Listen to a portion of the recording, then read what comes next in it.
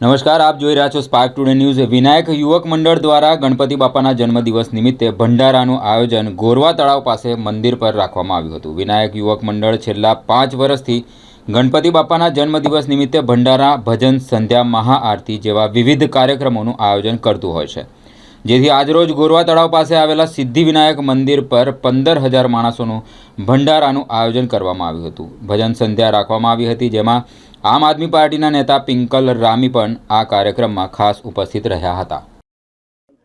શ્રીજી યુવક મંડળ દ્વારા અમારે અહીંયા ગણપતિનું મંદિર છે। અમે 5 વર્ષથી ભંડારાનું આયોજન કરીએ છીએ। 10 થી 15,000 ભાવિક ભક્તો દર્શનનો લાભ લે છે, પ્રસાદી બી લે છે ને અમે આ ખૂબ આનંદથી ઉજવીએ છીએ। આવો ને આવો જ લાભ અમને મળતો રહે એ બદલ આભાર। 15,000 7 વર્ષથી અમે આયોજન કરીએ છીએ। પરમાર દક્ષાબેન અજયકુમાર। શ્રીજી વિનાયક યુવક મંડળ દ્વારા શ્રીજી વિનાયક મંદિરમાં ભંડારાનું આયોજન કરવામાં આવ્યું છે। 10 થી 15,000 ભાઈ ભક્તો અહીંયાથી પ્રસાદી લે છે। 7 વર્ષથી અહીંયાથી ગણપતિ દાદાનો જન્મદિવસ છે, તો ગણપતિ યાદ કરીએ છીએ અને બધાને પ્રસાદી મળે અને બધા ગણપતિ દાદાના આશીર્વાદ મળે એ જે છે। અમે ઓછામાં ઓછા 2 મહિનાથી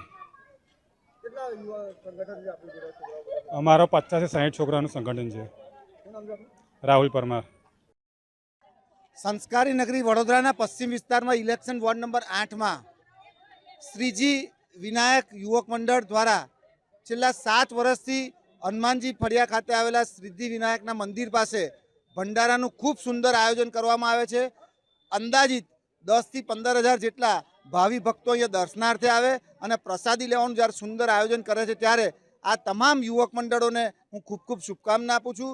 પરમ કૃપાળુ પરમાત્માને વિઘ્નહર્તા ગણેશજીના ચરણોમાં પણ કોટી કોટી વંદન કરી અને તમામ ભાવિ ભક્તોનું આયુષ્ય ખૂબ સારું રહે, બસ એ જ પ્રાર્થના સાથે સૌને જય ગણેશ।